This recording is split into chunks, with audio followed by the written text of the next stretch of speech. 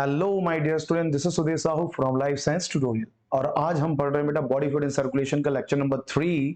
और इस lecture number 3 में हम बात करेंगे WBCS और प्लेटलेट्स के बारे में। ठीक है, तो चलिए बेटा टाइम वेस्ट नहीं करते हैं और स्टार्ट करते हैं हमारा ये जो बैच चल रहा है पीजीटी द्रोणा पीजीटी 101 बैच में। आप सभी का स्वागत है। और आज का जो टॉपिक हम स्टार्ट करने वाले हैं वो बेटा व्हाइट ब्लड कार्पसल्स या फिर व्हाइट ब्लड सेल भी बोल सकते हैं, मगर मेनली आपको बोलना क्या है, कार्पसल्स कहना है। ठीक है, चलिए पहली बात तो ये कि व्हाइट ब्लड कार्पसल्स को और क्या कहते हैं बेटा, तो एक जो नाम आता है वो आता है ल्यूकोसाइट। ठीक है, ल्यूकोसाइट, हिंदी में भी बोल दो ल्यूको। ठीक है, फिर बोल दो साइट के नाम से जाना जाता है। ओके, जाना जाता है। ये सबसे पहले बेसिक बात हो गई कि भैया WBCS को आप ल्यूकोसाइट कहेंगे या व्हाइट ब्लड कार्पसल्स कहते हैं। बेटा ल्यूकोसाइट का जो काउंट होता है नंबर, जब ल्यूकोसाइट का आप काउंट करते हैं तो एक नॉर्मल पर्सन में जो काउंटिंग होती है बेटा वो 6000 से 6000 से लेकर के 8000। ठीक है, 6000 से 8000 पर क्यूबिक आपका एक रेंज होता है बेटा। ठीक है, बहुत सिंपल सा जा रहा हूं मैं। ल्यूकोसाइट की जो काउंटिंग होती है वो 6000 से 8000 होती है। जबकि हमने कल की क्लास में देखा था जो हमारा आरबीसीएस होता है बेटा, उनका जो नंबर होती है भैया बहुत ज्यादा मिलियन में था। 4.5 मिलियन से लेकर के 5.5 मिलियन तक का होता है। और बॉडी वेट में 6 to 8%। लीटर में बोलेंगे अमाउंट कितना होता है, तो आपको मैंने बताया था 4 लीटर के अराउंड होता है फीमेल में और 5 लीटर के अराउंड होता है आपके मेल में प्रेजेंट होती है। ठीक है, तो यार ये 1000 में है, मतलब बहुत कम है।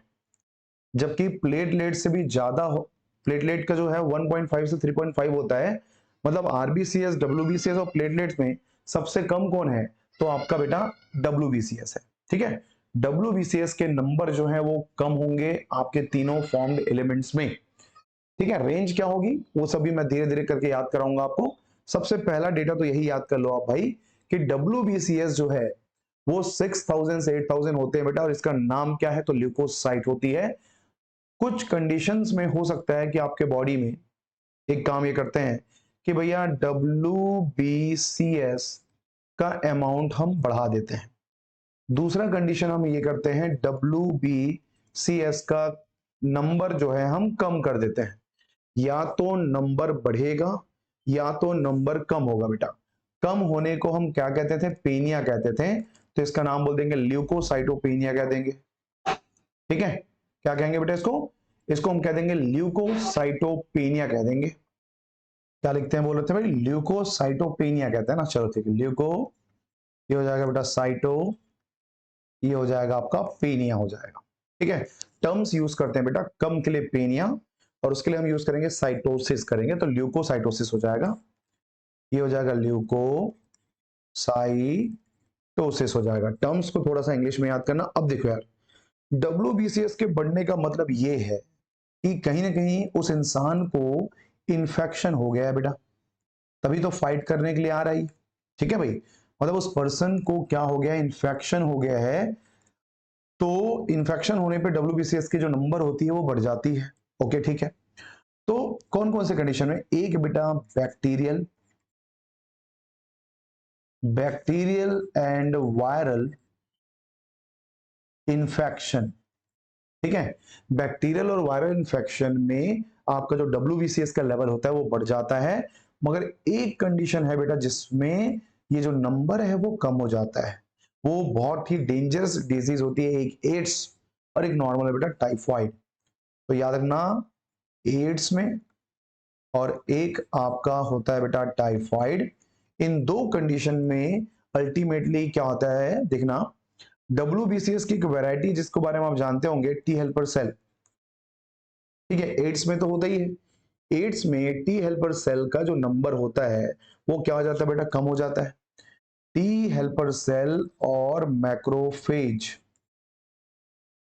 ये दोनों के नंबर कम हो जाते हैं, नंबर कम हो जाते हैं, क्योंकि इसी को टारगेट करते हैं ये। ठीक है भाई, तो टी हेल्पर और मैक्रोफेज के नंबर कम हो गए, मतलब कि डब्ल्यूबीसीएस के लेवल क्या हो जाएंगे बेटा, कम हो जाएंगे। ठीक, तो मैंने तुमको कंडीशन बता दी कब बढ़ेगा कब कम होगा। साथ में जैसे डब्ल्यूबीसीएस के मेन काम क्या है, कार्य क्या है, फंक्शन क्या है। ठीक है, तो चलिए हम बात करते हैं इसके फंक्शन के बारे में। बहुत बेसिक है बेटा। एक तो तुम्हारा डब्ल्यूबीसीएस बेटा इम्यून सिस्टम का पार्ट होता है। ठीक है, तो यहाँ पे एक मेंशन कर सकते हैं कि भाई ये हमारे इम्यून सिस्टम का पार्ट है। इसको मैं ऊपर रख देता हूं ताकि तुमको दिक्कत ना हो। यहाँ पे देख लो, टी हेल्पर सेल और मैक्रोफेज के नंबर कम हो जा रहे हैं। ठीक है, वो दो ही कंडीशन है, एड्स और टाइफाइड है। यहाँ पे हम मेंशन कर देते हैं बेटा इम्यून सिस्टम, ठीक है, का एक पार्ट बोल सकते हैं, क्योंकि इम्यून सिस्टम प्रोवाइड करने का काम जो है वो डब्ल्यूबीसीएस का ही होता है। ठीक है, ये पैथोजन से एंटीजन से, पैथोजन स्लैश एंटीजन से प्रोटेक्शन प्रोवाइड करता है, से प्रोटेक्शन प्रोवाइड करता है। ठीक है भाई, वही बात हो गई, इम्यून सिस्टम को मैं अलग तरीके से बोला तो मैंने कहा प्रोटेक्शन प्रोवाइड कर देता है। साथ में बेटा यही डब्ल्यूबीसीएस में एंटीबॉडी का फॉर्मेशन होता है, तो यहां पे ऐसा एक मेंशन कर देता हूं ऑन एंटीबॉडी का। ठीक है, एंटीबॉडी का फॉर्मेशन भी कौन करता है, आपका डब्ल्यूबीसीएस करता है बेटा। वो है कौन, तो बी सेल है। बी सेल से एंटीबॉडी का फॉर्मेशन होती है। तो सिंपली हमने यहाँ पे चीजें जो है वो नोट कर दी। एंटीबॉडी का फॉर्मेशन हो गया, फॉरेन पार्टिकल से बचाना हो गया, और एक आ गया आपका इम्यून सिस्टम का एक पार्ट होता है। तीनों बातें एक ही है, बस इधर उधर से घुमा के मैंने पॉइंट को मेंशन कर दिया है।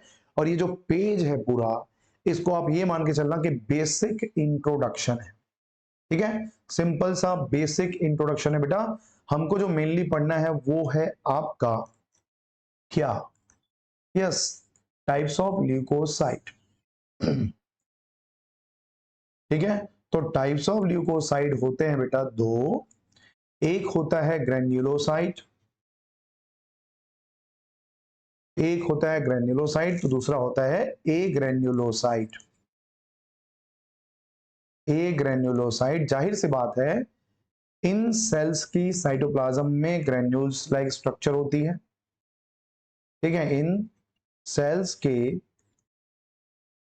साइटोप्लाज्म में क्या होता है बेटा, ग्रेन्यूल्स होते हैं, ग्रेन्यूल्स होते हैं या ग्रेन्यूल्स पाए जाते हैं। मगर ए ग्रेन्युलोसाइट में बेटा ग्रेन्यूल अब्सेंट होते हैं, ग्रेन्यूल्स एब्सेंट होते हैं। ठीक है भाई, एक में ग्रेन्यूल होता है और एक में ग्रेन्यूल नहीं होता है, ये हमने मेंशन कर दिया। बेटा जिनके पास ग्रेन्यूल्स होते हैं वो टोटल तीन है, इन्हीं को याद करना है। एक है बेटा न्यूट्रोफिल, एक आपके हैं न्यूट्रोफिल। ठीक है, न्यूट्रोफिल बोल देंगे। एक का नाम है बेटा बेसोफिल। ठीक है, बेसोफिल कह देते हैं इसको। और एक आता है बेटा इओसिनोफिल, इओसिनोफिल। मगर इसके जगह पे एक और नाम लिखूं तो ज्यादा आसान होगा, एसिडो। ठीक है, एसिडोफिल्स, एसिड है बेटा, तो ये हो गया एसिडो, और ये तुम्हारे हो गया बेटा फिल्स हो गया। ठीक है, तो बेसोफिल, न्यूट्रोफिल, इओसिनोफिल के साइटोप्लाज्म में ग्रेन्यूल प्रेजेंट होती है। ठीक है, साथ में बेटा इनमें क्या होता है, खास चीज बता रहा हूं, चाहे इसमें बोलो चाहे इसमें बोलो चाहे इसमें बोलो, इनके पास पॉलीमॉर्फिक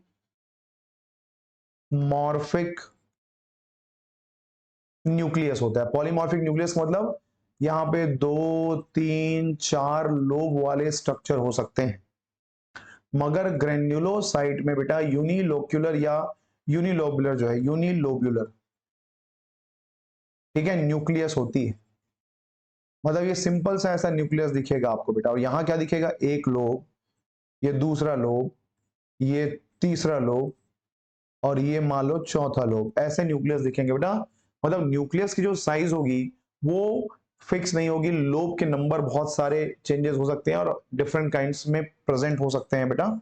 मगर ये बेचारा गरीब आदमी है, एकदम सिंपल सा न्यूक्लियस जैसा दिखेगा। ठीक है, और इसमें आपको ना दो मेन ब्रॉड कैटेगरी पढ़ना है।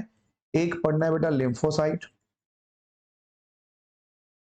ठीक है। इसी लिम्फोसाइट में बी एंड टी लिम्फो आता है, बी लिम्फोसाइट टी लिम्फोसाइट इसी के अंदर आते हैं बेटा। और दूसरा आप यदि यहां पे कैटेगराइज करें तो ये आ जाएगा मोनोसाइट, और मोनोसाइट ही बड़ा होके बनता है बेटा मैक्रोफेज। तो अलग अलग मत करना, मोनोसाइट और मैक्रोफेज एक है ऐसा मान के चलना है। तो भाई आपका WBCS दो तरह के होते हैं, एक का नाम ग्रेन्युलोसाइट है और दूसरे का नाम एग्रेन्युलोसाइट है। ग्रेन्युलोसाइट जो होता है बेटा वो तीन एग्जांपल आपने देखा, न्यूट्रो, बेसो एंड इओसिनोफिल। इनके साइटोप्लाज्म में ग्रेन्यूल्स होते हैं, मगर ए ग्रेन्युलोसाइट के साइटोप्लाज्म में बिल्कुल भी ग्रेन्यूल्स नहीं होते हैं। ये आपको समझना है। एग्जांपल में दो आ जाएंगे बेटा, एक आ जाएगा आपका ल्यूकोसाइट और एक आ जाएगा आपका मोनोसाइट, ठीक है। ल्यूकोसाइट में बी सेल टी सेल आएगा, टी सेल के अंदर में टी हेल्पर आएगा, टीसी सेल आएंगे, बहुत सारे एग्जांपल पढ़ेंगे। मोनोसाइट ही एक्टिवेट होकर के क्या बनता है, मैक्रोफेज बनता है। तो ये भी चीजें आप क्लियर कर लो। अब एक एक करके पूरे सेल को देखेंगे और हमारा WBCS जो है वो कंप्लीट हो जाएगा। तो सबसे पहला आपका जो कैटेगरी आता है बेटा वो आता है न्यूट्रोफिल का, ठीक है। सबसे पहली जो कैटेगरी आती है वो आता है बेटा न्यूट्रोफिल का। और न्यूट्रोफिल के बारे में एक लाइन तो सबसे पहले याद करो, जो सबसे मेन है बेटा, ये हमारा बॉडी का फेगोसाइटिक सेल है, ठीक है। फेगोसाइटिक सेल है, एक तरह से महाभक्षकाणु बोल सकते हो, ठीक है, भक्षाणु बेटा, ठीक है। मैक्रोफेज को महाभक्षकाणु कहते हैं, वो भी एक तरह के मैक्रो ये फेगोसाइटिक सेल ही होती है। अब यार ये न्यूट्रोफिल फेगोसाइटिक सेल कर की तरह काम कर रहा है, मतलब ये एमोबॉइडल होगा बेटा। एमोबॉइडल मतलब अमीबा, अमीबा जैसी यहां पे क्या मिल जाएगी आपको, संरचना मिल जाएगी, ठीक है। एमोबॉइडल शेप में प्रेजेंट होता है, अमीबा जैसी इसकी संरचनाएं होती है। यदि नॉर्मली इसके साइज की बात करूं, हालांकि साइज याद मत करना, एग्जाम में काम का नहीं है। साइज जो है 10 से 12 माइक्रोमीटर का होता है बेटा। इसमें आपको न्यूक्लियस बहुत सारे मिल जाएंगे, मल्टी लोब्ड होते हैं, ठीक है। मल्टी लोब्ड न्यूक्लियस प्रेजेंट होती है। मैं आपको डायग्राम दिखाऊंगा, चीजें आपको समझ में आ जाएगी। ये मान लो बेटा ये हमारा मैक्रोफेज है, ठीक है। अच्छा मैक्रोफेज सॉरी न्यूट्रोफिल है, न्यूट्रोफिल का शेप प्रॉपर नहीं होगा तो ऐसा सा डिजाइन बना दो ऐसा बाहर में ऐसा, ठीक है भाई। ये स्यूडोपोडिया बना सकता है बेटा। इनके पास जो न्यूक्लियस है वो कुछ ऐसे है, ऐसा, मतलब कि आपको क्या मिल जाएगा, मल्टी लोब्ड न्यूक्लियस मिल जाएगा, ठीक है। साथ में इनके पास बेटा ग्रैन्यूल्स भी प्रेजेंट है, आपने कहा, क्योंकि ये तो ग्रैन्युलोसाइट है। तो इस तरह से इसके साइटोप्लाज्म में ब्लू कलर के मैंने ग्रैन्यूल बना दिया है, ये भी इसके अंदर में बेटा प्रेजेंट है। इसकी खास बात है मल्टी लोब्ड न्यूक्लियस, और इनके पास होगा बेटा ग्रैन्यूल्स प्रेजेंट होगी। अच्छा इसको न्यूट्रोफिल क्यों कहते हैं, तो न्यूट्रोफिल कहने का एक रीजन है बेटा, ठीक है। क्या रीजन है भाई, तो याद रखना, इसको न्यूट्रल डाई से, इसको न्यूट्रल डाई से क्या कर सकते हैं बेटा, स्टैनिंग कर सकते हैं, स्टैनिंग करते हैं। न्यूट्रल डाई का नाम यदि आपको याद करना है तो याद कर लो, एग्जाम में पूछ सकता है, सीएस एयर नाइट में तो पूछता है बेटा हिमेटोजाइलिन, हिमेटोजाइलिन नाम है बेटा। ये न्यूट्रल डाई होती है जिसको यूज करते हैं न्यूट्रोफिल को कलर करने के लिए। आपने कहा कि ग्रेन्युलोसाइट 6000 से 8000 mm³ होता है, राइट। 6000 से 8000 पर MM³ होता है बेटा। ये हमारा मान लेते हैं 100% का रेशियो है। तो इस 100% में सबसे ज्यादा, ठीक है, WBCS में सबसे ज्यादा यही सेल होता है, यही सेल होता है। कितना होता है जानोगे, कंसंट्रेशन इसका यदि बोलोगे बेटा 60 to 65% होता है of the total leucocyte count, ठीक है। Total total leucocyte count TLC आप बोल सकते हैं, इतना रेंज में यहाँ पे क्या होता है प्रेजेंट होता है। यदि इसके फंक्शन की बात करूं, इसका कार्य क्या है, तो नाम से ही समझ में आ गया भैया ये कौन है बेटा, फेगोसाइटिक सेल होती है। ठीक है, तो जैसे कि मेंशन करना होगा इसका काम, तो याद रखना ये कौन है, फेगोसाइटिक सेल है, इंगल्फ करता है डेड सेल को, डेड सेल हो गया, या फॉरेन पार्टिकल हो गई, एंटीजन हो गया, बैक्टीरिया हो गया, ठीक है, वायरस हो गए, इन सभी को इंगल्फ करता है। ठीक है, ओके, ये बात हो गई। जो भी वेस्ट मटेरियल होगा आपके बॉडी में निकालने का काम कौन करता है, न्यूट्रोफिल। अब बेटा साफ सफाई कर रहा है यार, तो इसीलिए एक और नाम से भी जानते हैं, ऑल्सो कॉल्ड, क्या बोलते हैं पता है, स्कैवेंजर कहते हैं बेटा। स्कैवेंजर मतलब एक तरह से बोल सकते हैं साफ सफाई करने वाला। ठीक है, स्कैवेंजर के नाम से जानते हैं न्यूट्रोफिल। इतने सारे पॉइंट में एग्जाम का पर्पस क्या कहता है कि क्या चीजें ज्यादा आ सकती है बेटा, तो एग्जाम के पर्पस में सबसे मेन है इसका काम। ठीक है, सबसे मेन है बेटा इसका काम। ठीक, तो ये पहला पॉइंट हमारे काम का है। इनके पास मल्टी लोब्ड न्यूक्लियस होता है, ये हमारे काम का है। ठीक है, टोटल नंबर ऑफ परसेंटेज कितना होता है, ये हमारे काम का है। ये तीन चीजें ज्यादा काम का है न्यूट्रोफिल में। हाँ, डाई का नाम भी याद कर लो, क्योंकि डाई काम आएगा। ठीक है, कहीं ना कहीं डाई तो काम आएगा ही, तो ये हिमेटोजाइलिन जो मैं यहाँ पे बता रहा हूं, इसको याद कर लेंगे, आपके काम आ जाएगा बेटा। और ये हो गया तुम्हारा न्यूट्रोफिल पहला वाला। बेसोफिल बेचारा बहुत गरीब है बेटा, 0.5% से लेकर के, ठीक है, 0.5% से लेकर के 1% of total TLC, total leucocyte count में रहती है। मतलब आप देख लो डब्ल्यूबीसीएस में सबसे कम कौन है, तो यार बेसोफिल है। ठीक है भाई, यहां पे सिंपली मेंशन कर दो डब्ल्यूबीसीएस में सबसे कम कंसंट्रेशन इसी का है। ठीक है भाई, डब्ल्यूबीसीएस में सबसे कम कंसंट्रेशन आपका बेसोफिल 0.5 से 1% होती है। ये बेसोफिल एक तरह से, बेसो याद रखना, basophil and mast cell, basophil and mast cell दोनों का काम, दोनों का जो फंक्शन होता है बेटा, फंक्शन ऑलमोस्ट सेम होता है। ठीक है,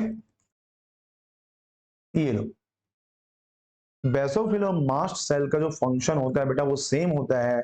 मतलब ये भी कुछ चीजों को सिक्रीट करेगा, ये सिक्रीट करता है। ठीक है, क्या सिक्रीट करता है बेटा, तो सबसे पहले सिक्रीट करता है हिस्टामाइन। क्या सिक्रीट करेगा, हिस्टामाइन सिक्रीट करेगा। मैं कहा हूं, इधर हूं, इधर ले आता हूं। ठीक है भाई, चलो अब मैं ये बोल रहा हूं कि भैया ये हिस्टामाइन सिक्रीट करता है, ओके। दूसरा, सेरोटोनिन सिक्रीट करता है, सेरोटोनिन सिक्रीट करता है। और थर्ड नंबर पे आप ले सकते हैं बेटा हिपैरिन सिक्रीट करता है। ये लो, हिपैरिन सिक्रीट करने का काम करता है। तो भैया तीन रेंजेस यहां पे आपको मिल जाता है, हिस्टामाइन, सेरोटोनिन और हिपैरिन। लास्ट वाले बेटा एनिमल टिश्यू में मैंने तुमको बताया था, हिस्टामाइन का काम है वेसो डायलेटर, वेसो डायलेटर का काम करता है। ये तुम्हारा वेसो कॉन्ट्रैक्टर की तरह काम करता है।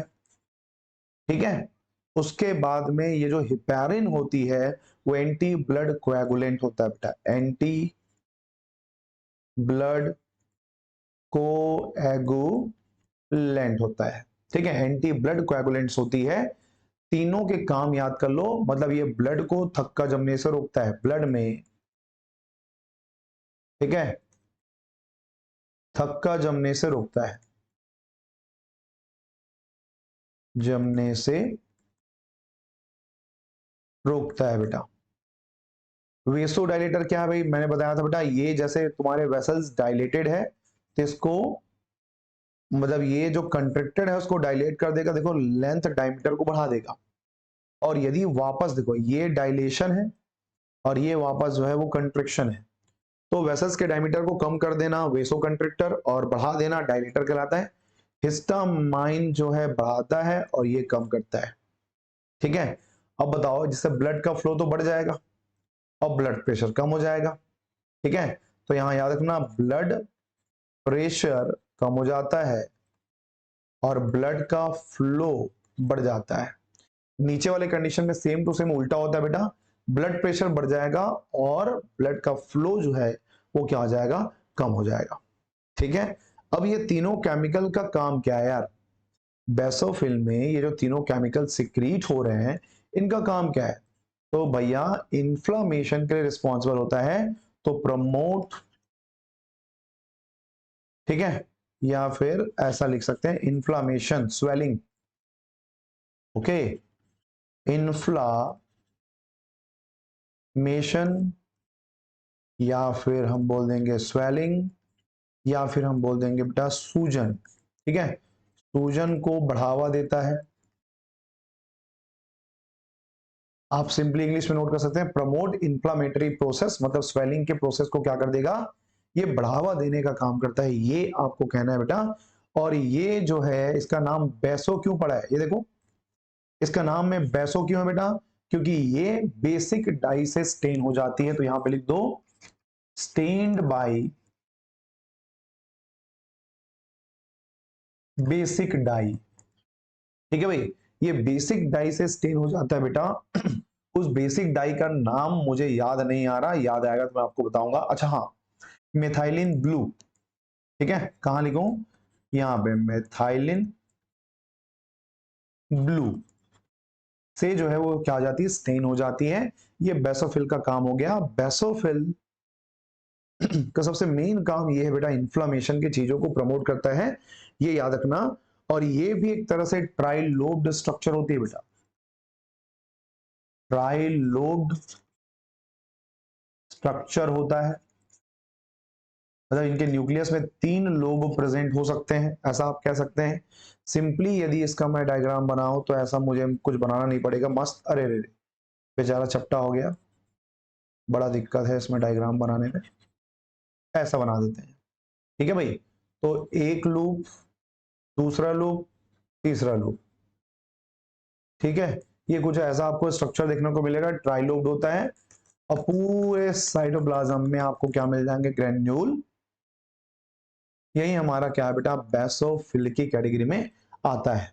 ठीक है, जब भी आपका एलर्जन एंट्री करेगा तो बेसोफिल क्या करता है, देखो इन्फ्लामेशन में एक्चुअल में क्या होता है, मान लो एंटीजन आपके बॉडी में एंटर किया, एंटर इनटू द बॉडी, आपके बॉडी में जैसे इंटर किया तो बेसोफिल जो होता है बेटा, ये लो, बेसोफिल क्या करेगा, कहीं ना कहीं एक तरह से कीमोटैक्टिक एक तरह रिस्पॉन्स दे देगा, जिसके कारण जो तुम्हारा एंटीजन होता है बेटा आईजीई, अच्छा रुक जाओ, बेसोफिल के पास में आईजीई है, याद रखना इंफ्लामेटरी या एलर्जिक रिस्पॉन्स को शो करता है ये। ठीक है, आईजीई एक तरह से एलर्जिक रिस्पॉन्स को शो करता है, एलर्जिक रिस्पॉन्स को शो करता है बेटा।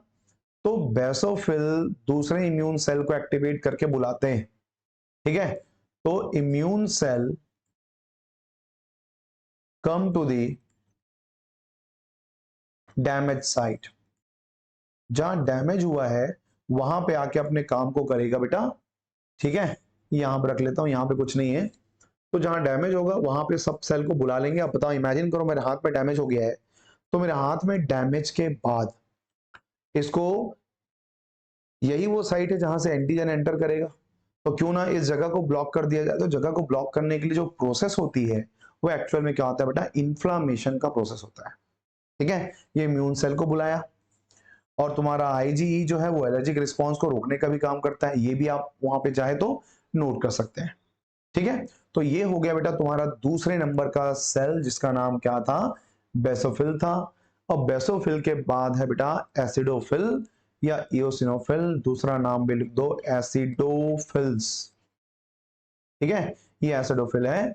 इसका जो कंसंट्रेशन होता है वो बेटा 2 से 3% का होता है ऑफ टोटल ल्यूकोसाइट काउंट।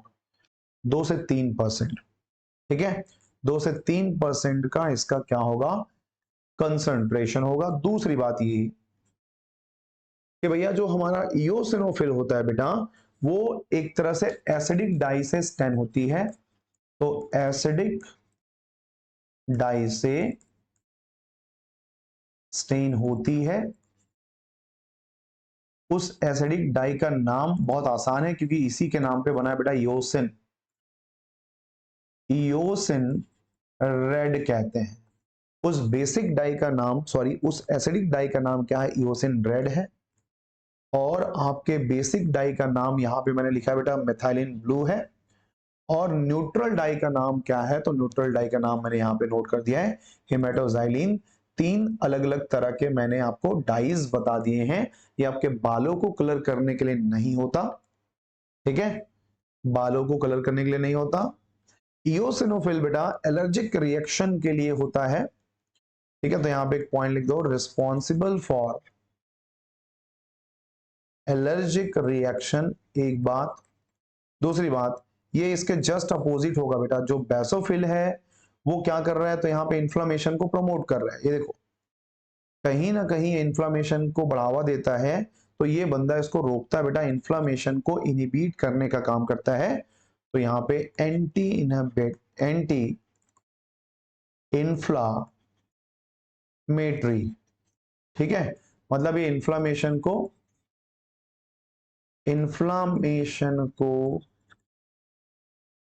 कम करना।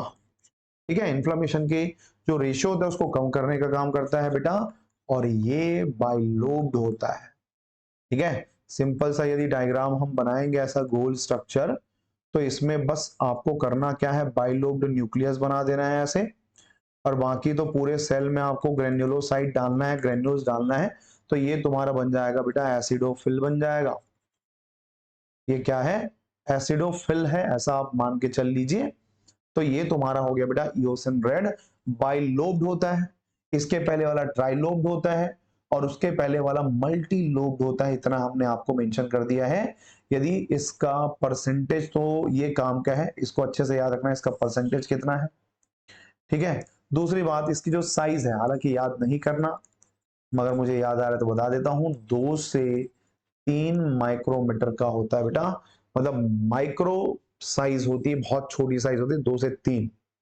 ठीक है, ये यदि एंटी इंफ्लामेटरी है, मतलब ये एंटी हिस्टामाइन नेचर का होता है, याद रखना, एंटी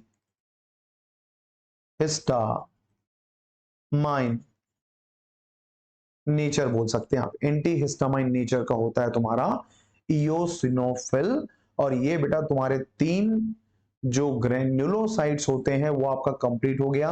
परसेंटेज याद रखना बेटा। ठीक है, परसेंटेज याद रखना। ए ग्रेन्युलोसाइट में सबसे पहले हम बात करते हैं मोनोसाइट का। हालांकि मोनोसाइट का कोई रोल नहीं है, मगर मोनोसाइट ही मैक्रोफेज बनता है, तब जाके इसका रोल आता है। सबसे पहला पॉइंट तो है बेटा कंसंट्रेशन। ठीक है, कंसंट्रेशन कितना होता है, 6 to 8% ऑफ टोटल टीएलसी। ठीक है, 6 से 8% टोटल टीएलसी होती है बेटा। ठीक है, इनकी जो साइज की बात करूं मैं, तो साइज बेटा लगभग 14 से 20 माइक्रोमीटर का होता है। ठीक है, होता क्या है एक्चुअल में, मान लो हमारी बॉडी में एंटीजन आया, एंटीजन को हमने करा दिया एंटर। ठीक है, अब एंटर करने के बाद हमारा इम्यून सेल इंटरेक्शन करेगा।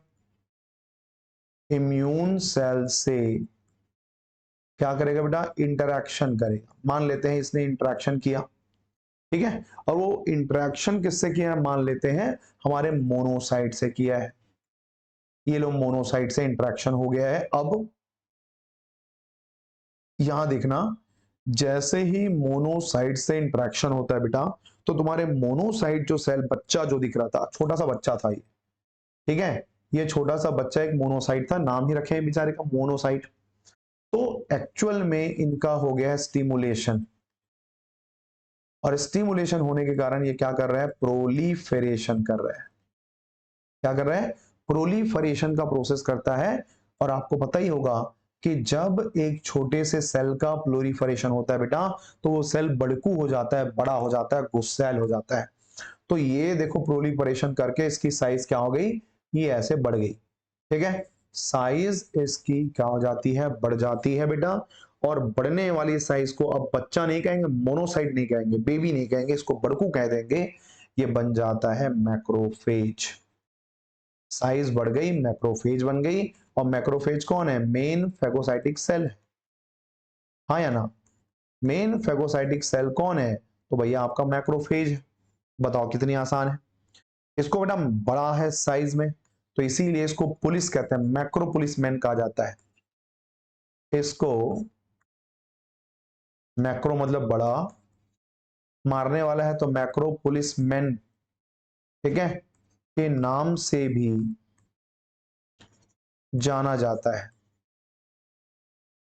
ठीक है, और परसेंटेज क्या है बेटा, 6 to 8% होता है आपके मोनोसाइट का। और ये भी एक तरह का साफ सफाई करने वाला है। तो याद रखना, ऑल्सो कॉल्ड, जो भी हमारे बॉडी में साफ सफाई करते हैं सबके सब फेगोसाइटिक सेल होती है। और फेगोसाइटिक सेल को हम कहते हैं बेटा स्कैवेंजर कहते हैं। इनको हम क्या कहते हैं, स्कैवेंजर के नाम से जानते हैं। तो ये रहा तुम्हारा रेशियो, ए ग्रेन्युलोसाइट और ए ग्रेन्युलोसाइट बेटा।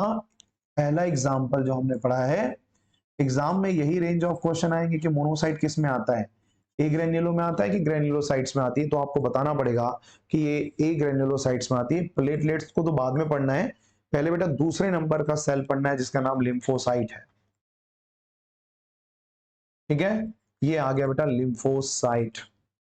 लिम्फोसाइट का कंसंट्रेशन ज्यादा होती है, सेकेंड मोस्ट है बेटा।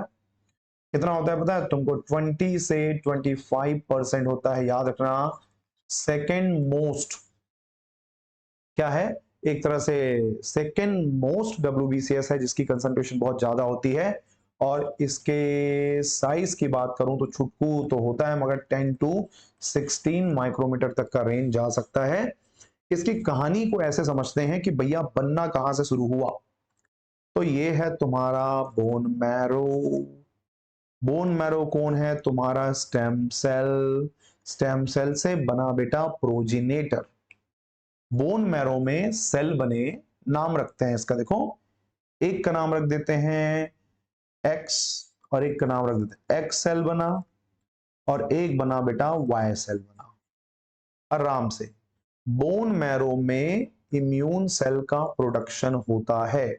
की पॉइंट देखते जाओ, बोन मैरो में इम्यून सेल का प्रोडक्शन होता है। ठीक है, ओके, एक पॉइंट यहां पे मेंशन कर दिया। अब देखो बेटा, एक्स का मैचुरेशन हमको कराना है, 1 मिनट। हमें एक्स का मैचुरेशन कराना है, हमें वाई सेल का मैचुरेशन कराना है, दोनों का मैचुरेशन करा दो, परिपक्वता, मैचुरेशन। ठीक है, ये बड़े होने चले गए हैं, परिपक्व होने चले गए हैं। ठीक है, तो जब तुम्हारा एक्स और वाई जब परिपक्व होता है, कहां होता है बेटा, तो मान लो एक्स जो है वो बोन मैरो में ही हुआ, और वाई जो है वो चले गया बेटा थाइमस में मैच्योर होने। ठीक है, यहीं से क्वेश्चन बनेगी। देखो, बोन मैरो में 2 सेल बने थे, और एक सेल, देखो बनने का काम तो बोन मैरो में ही हुआ है, मगर एक सेल जो कि एक्स नाम रखा है वो बोन मैरो में मैच्योर हुआ, और एक सेल का नाम हमने वाई रखा है, वो मैच्योर हुआ है तुम्हारे थाइमस में। बेटा जिस सेल का मैचुरेशन बोन मैरो में होता है उसको हम बी सेल कहेंगे, और जिस सेल का मैचुरेशन, ठीक है, थाइमस में होगा उसको हम टी सेल कहेंगे। तो ये बन जाएगा बी सेल, और ये बन जाएगा आपका टी सेल। ठीक है, बी सेल और टी सेल क्यों रखा गया है, बी बर्ड्स में बेटा बारसा ऑफ फैब्रिकस।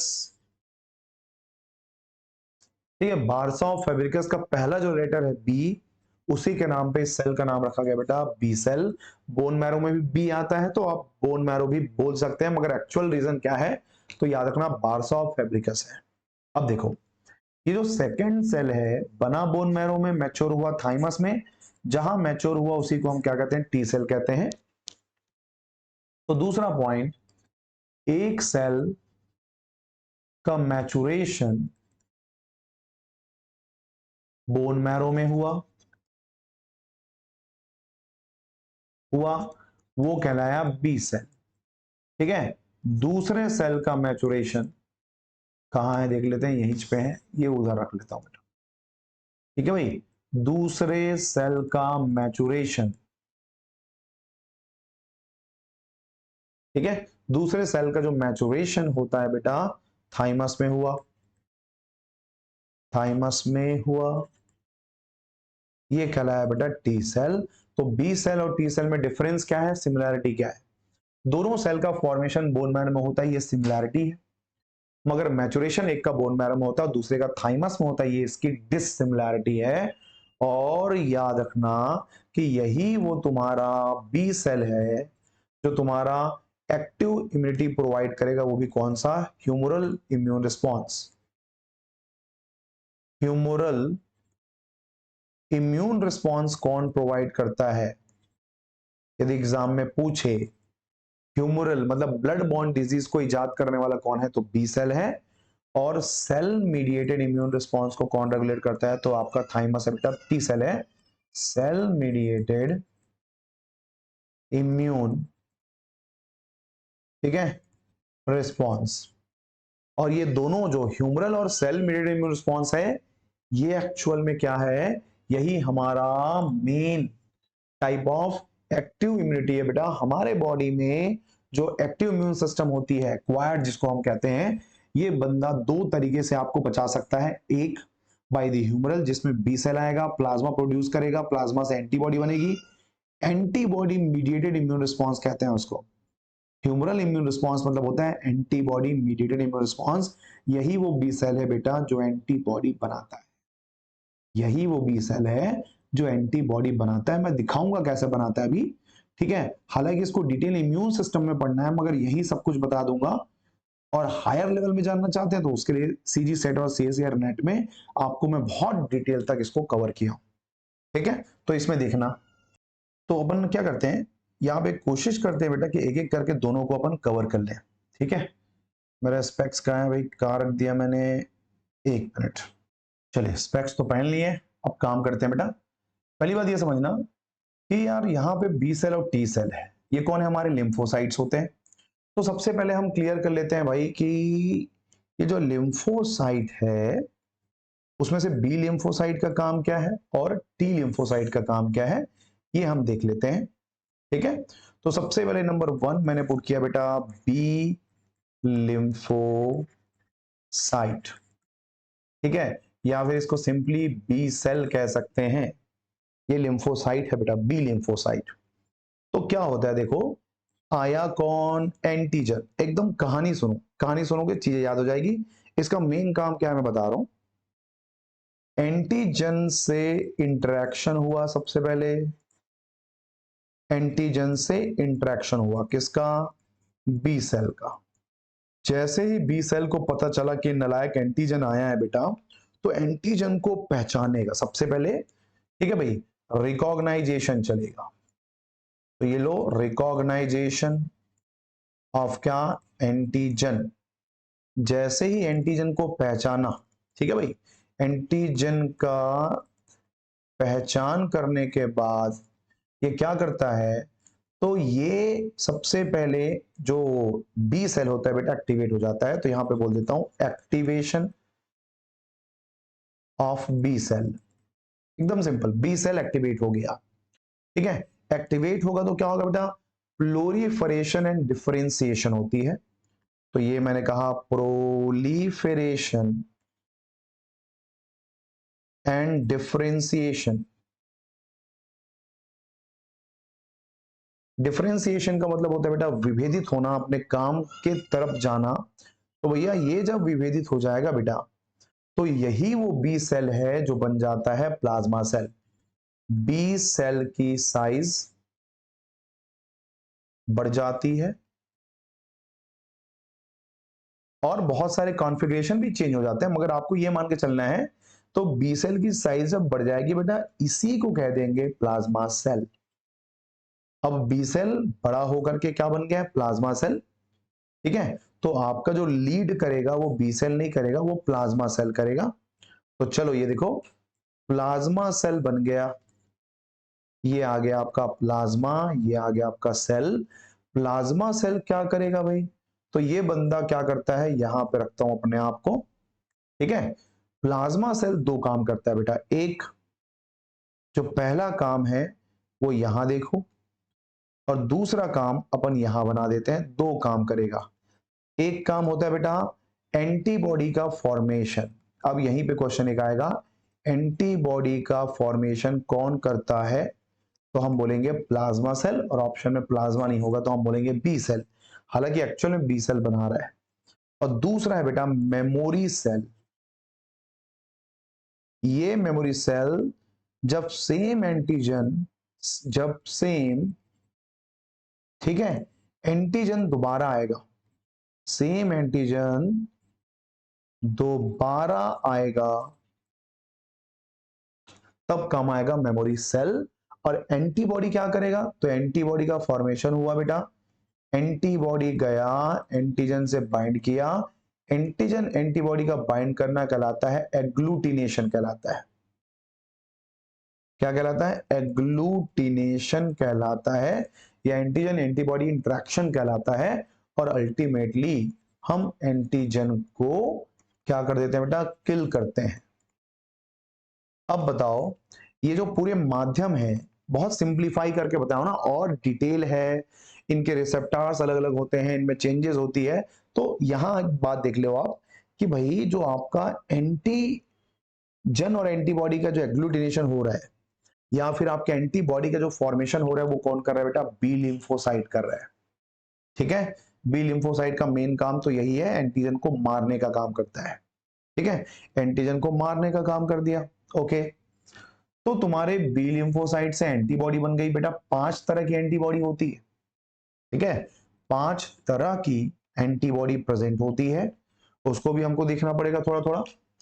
तो यहां पे तुम्हारा एंटीजन एंटीबॉडी इंटरेक्शन के बाद ये बताओ, इसमें जब हमने एंटीजन को मारा, तो इसमें कौन इन्वॉल्व हो रहा है बेटा? एंटीबॉडी इन्वॉल्व हो रहा है।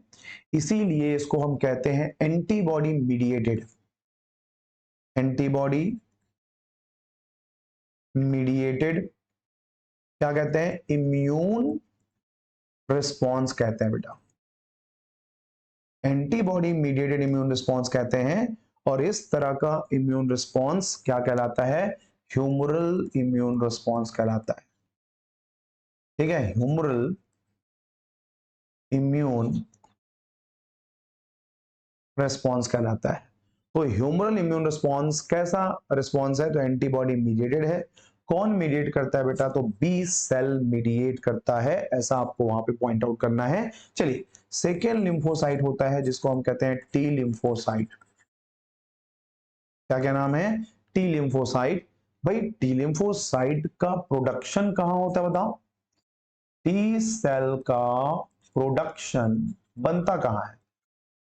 टी सेल का प्रोडक्शन होता है बोन मैरो में, एवं इसका मैचुरेशन कहां होता है बताओ?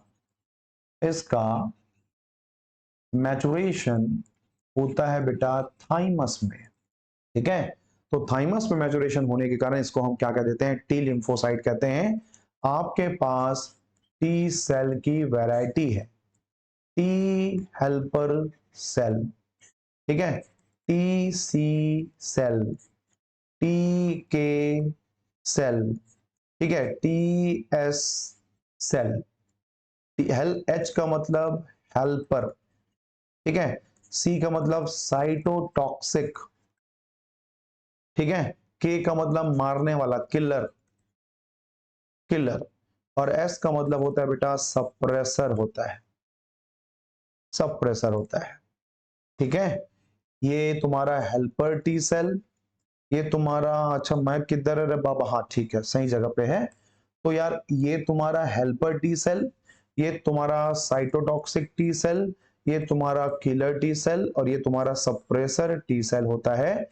ये सप्रेसर इसको और इसको रोकने का काम करता है, काम होने के बाद उसको औकात में लाने का काम करता है सप्रेसर। और टी हेल्पर सेल इनको एक्टिवेट करते हैं बेटा, इनको एक्टिवेट करने का काम करता है। टी हेल्पर सेल तुम्हारे साइटोटॉक्सिक टी लिम्फोसाइट को एक्टिवेट करने का काम करता है। कैसे करता है अभी यहां पे देखो, मान लो एक तरह से एंटीजन आया और एंटीजन अटैक कर रहा है बेटा इनसाइड सेल। कहां अटैक कर रहा है? इनसाइड सेल अटैक कर रहा है। ओके, तो सेल के अंदर में जब फैगोसाइटोसिस होता है एंटीजन का, देखना ना, phagocytosis of antigen and presented by antigen presenting cell। मान लो एंटीजन हमारे सेल के अंदर में आया, एक फेगोसाइटिक सेल ने उसको पहचाना और प्लेट के फॉर्म में उसको प्रेजेंट कर दिया, किसने? एंटीजन प्रेजेंटिंग सेल ने। भैया वो एंटीजन आया, मारो उसको, क्योंकि सेल के अंदर है बेटा, पता तो चलेगा नहीं। तो इसी चीजों को ट्रेस करने के लिए आता है सबसे पहले टी हेल्पर सेल आता है। ठीक है, और टी हेल्पर सेल क्या करता है भाई? तो टी हेल्पर सेल का काम बढ़िया है। ये टी हेल्पर सेल सिक्रीट करता है बेटा, इंटरल्यूकिन सिक्रीट करता है। ये टी हेल्पर सेल क्या करता है? सिक्रीशन करता है इंटरल्यूकिन का। इंटरल्यूकिन पूरा लिखता हूं चलो, इंटरल्यूकिन का सिक्रीशन करता है कौन? T helper cell. अब ये इंटरल्यूकिन दौड़ते दौड़ते जाएगा बेटा और एक्टिवेट करेगा किसको? खतरनाक लोगों को। Activation of TC, cytotoxic T cell को ये एक्टिवेट करने का काम किया। अब ये बंदा एक्टिवेट हो गया। कौन एक्टिवेट हो गया? तुम्हारा टीसी एक्टिवेट हो गया बेटा। टीसी जब एक्टिवेट हो जाता है तो उसको हम बोलते हैं सीटीएल कहते हैं। पूरा नाम देख लो, साइटोटॉक्सिक टी लिम्फोसाइट कहते हैं। तो आपका टीसी अब सीटीएल बन गया है।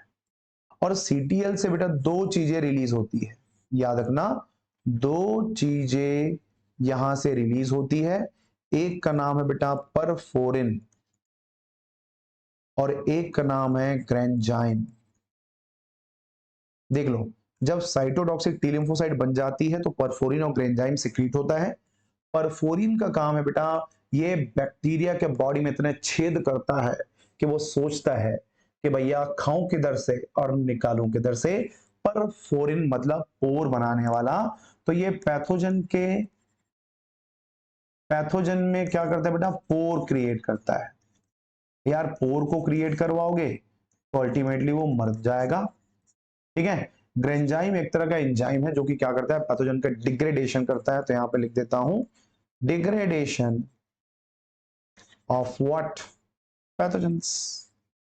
पैथोजन के सेल वॉल, पैथोजन के सेल मेम्ब्रेन को क्या करेगा? डिग्रेड करने का काम करेगा। अल्टीमेटली इन दोनों एक्टिविटी से, इस एक्टिविटी से, इस एक्टिविटी से, इन दोनों एक्टिविटी से बेचारा जो हमारा पैथोजन था वो मर जाएगा। ठीक है, तो पैथोजन की डेथ हो गई, किल्स पैथोजन।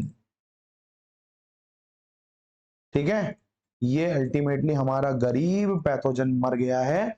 देख लो बेटा, रे डायग्राम में बता रहा हूं, बहुत बेसिक है ना, इतना तो हम लोग बच्चों को पढ़ाते हैं।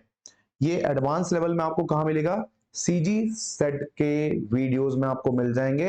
हमारे यूट्यूब चैनल में वो भी डला हुआ है, और ज्यादा डिटेल पढ़ना है तो वहां पे आपको मिल जाएगा। ठीक है, तो ये हो गया तुम्हारा कंप्लीट लिम्फोसाइट्स, मैक्रोफेज, मोनोसाइट सब पढ़ लिए। इसमें एक काम और करो, कंसंट्रेशन बेसिस। ये देखो यार, हाई कंसंट्रेशन से लो कंसंट्रेशन में जाना है, एक रेशियो बनाओ। सबसे हाई कंसंट्रेशन होता है बेटा आरबीसीएस का। आरबीसीएस का कितना होता है? तो आरबीसीएस का होता है यहां पे 4.5 से लेकर के 5.5 मिलियन होता है। ठीक है, मिलियन पर mm क्यूबिक होता है। ये हो गया। आरबीसीएस के बाद आता है प्लेटलेट्स। ठीक है, प्लेटलेट्स आते हैं। प्लेटलेट्स का आपका आ जाएगा बेटा 1.52 3.5 एल आता है पर क्यूबिक आता है। उसके बाद में आपका जो प्लेटलेट है उसको चेंज कर दो, यहां पे ले आओ। अब कौन आएगा भाई? तो प्लेटलेट से आ जाता है आपका यहां पे कौन? तीसरा कौन है भाई? WBCS। WBCS में क्या क्या है? तो WBCS में तुम्हारा सबसे कम कंसंट्रेशन 6K से लेकर के बेटा 8K पर क्यूबिक होता है। अब WBCS के सीक्वेंस को भी अरेंज करो। सबसे ज्यादा न्यूट्रोफिल 60-65%, तो इसमें भी सीक्वेंस आ जाएगा। सबसे पहले आएगा बेटा न्यूट्रोफिल। न्यूट्रोफिल के बाद 20 से 25%, ये 65% है। 60-65% में ये आ जाएगा। ठीक है, दूसरी बात, जो तुम्हारा न्यूट्रोफिल है बेटा, ये वाला न्यूट्रोफिल के बाद आ जाता है तुम्हारा बी लिम्फोसाइट, टी लिम्फोसाइट आ जाएगा, तो लिम्फोसाइट। ठीक है, लिम्फोसाइट जो है वो 20 से 25% था। देख लो, अभी तो पढ़ाया हूं। ये देखो तुम्हारा लिम्फोसाइट का टोटल पहले पेज में देख लेते हैं। लिम्फोसाइट ये देखो 20 से 25% है बेटा, और तुम्हारा जो मोनोसाइट है वो 6 to 8% होती है। ठीक है, तो इसके बाद आ जाएगा आपका मोनोसाइट। ठीक है, इसके बाद डाल देते हैं, अरे अरे कहाँ गया पेज? यस, लिम्फोसाइट के बाद आ जाएगा मोनोसाइट, जो कि होता है 6 to 8% होता है। ठीक है, और 6 to 8% के बाद में आपका तीसरा आ जाएगा मोनोसाइट के बाद। सबसे कम तो बेसोफिल होता है, तो इओसिनोफिल, इओसिनोफिल्स, और इओसिनोफिल से आता है तुम्हारा लास्ट बेटा बेसोफिल। बेसोफिल सबसे कम कंसंट्रेशन होता है, ये 2 से 3%, और ये 0.5 से लेकर के 1% होता है। देख लो, ये पूरा पेज में मैंने कंसंट्रेशन बेसिस बना दिया है, बहुत अच्छे से आप इसको देख लो, ये आपके एग्जाम में काम आएगा। ठीक है, ये आपके एग्जाम में काम तो एकदम डैम श्योर आएगा बेटा। कंसंट्रेशन सीक्वेंस में अरेंज करने आएगा तो आप बना सकते हो इसको। तो ये बेटा ऑलमोस्ट आपका जो व्हाइट ब्लड कार्पसेल्स होती है वो यहाँ पे कंप्लीट हुआ। ठीक है, और आई होप कि आपको नया जानने को मिला होगा। प्लेटलेट्स में आ जाते हैं। प्लेटलेट्स में ज्यादा कंटेंट नहीं है, बस दिखता कैसे है तो बोल दो डिस्क लाइक। ठीक है, स्मॉल फ्रेगमेंट होती है ये सेल नहीं है, सेल के टुकड़े होते हैं। कभी कभी एग्जाम में क्वेश्चन आता है कि कौन सा कार्पसेल्स होते हैं जो कि सेल के टुकड़ों में होते हैं।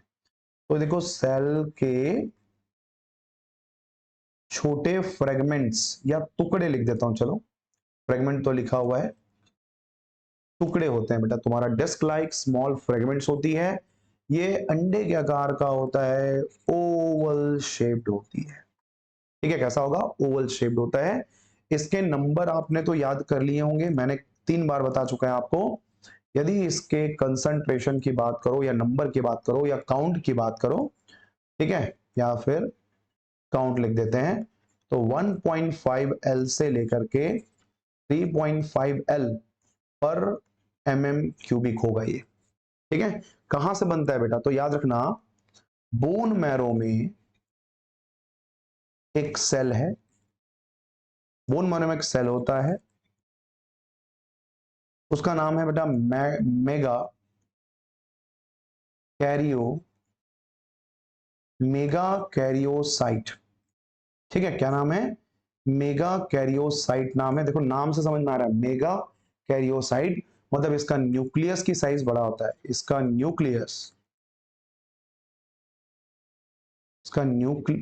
न्यूक्लियस का साइज बड़ा होता है। ठीक है, मेगा कैरियोसाइट। यही बोन मैरो का वो सेल है जहां से प्लेटलेट्स का फॉर्मेशन होता है। ठीक है, प्लेटलेट्स का फॉर्मेशन कहां से होता है? तो बोल देना मेगा कैरियोसाइट से होता है। अल्टीमेटली ये तुम्हारे छोटे छोटे फ्रेगमेंट जो है बन गए, और जिसका काम क्या है बेटा? ये हमारा प्लेटलेट है। ठीक है, प्लेटलेट है। ह्यूमन में क्रिटिकल काउंट यदि हम बात करें, कहां पे हूं एक बार देख लेता हूं, मैं इधर इधर इधर इधर इधर रखता हूं। चलिए, मैंने कहा बेटा ह्यूमन में क्रिटिकल काउंट 40,000 है, 40,000 होती है, 40,000 होती है। मतलब ये कि 40,000 से यदि कम हो गया, ठीक है, यदि मान लो लेस देन क्रिटिकल काउंट को हम 40,000 मान के चलेंगे, यहां तक सेफ हैं आप, मगर लेस देन 40,000 पर mm³ हुआ, मतलब आपको एक डिजीज हो जाएगा जिसको बोलते हैं परप्यूरा डिजीज कहते हैं। क्या कहते हैं? परप्यूरा डिजीज कहते हैं। और परप्यूरा डिजीज के सिम्टम बोलेंगे पूरे बॉडी में रेडनेस हो जाएगी, ठीक है, रेड स्पॉट आ जाएंगे, रेडनेस आ जाएगी, रेड स्पॉट आ जाएंगे, ठीक है, मतलब आपकी पूरी बॉडी जो है वो प्लेटलेट की कमी के कारण जो है लाल दिखने लगेगा, ठीक है, लाल दिखेगा। अच्छा यार, प्लेटलेट्स का काम क्या है? फंक्शन की बात करोगे तो यहां पे एक नोट कर लेता हूं फंक्शन, छोटे छोटे पॉइंट पे बता दो आप कि भैया क्या क्या फंक्शन आप प्लेटलेट्स के बारे में जानते हैं।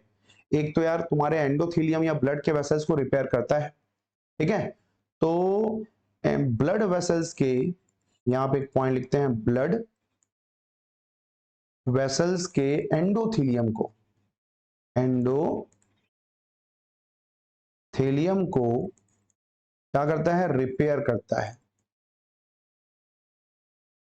एक काम हो गया, ठीक है, ब्लड वेसल्स के एंडोथेलियम को क्या करता है? रिपेयर करने का काम करता है आपका प्लेटलेट्स। दूसरा बेटा, ये लिटिल बिट अमाउंट में सेरोटोनिन का सिक्रीशन भी करता है, सेरोटोनिन का क्या करता है? सिक्रीशन भी करता है। समझ में आ गया भाई?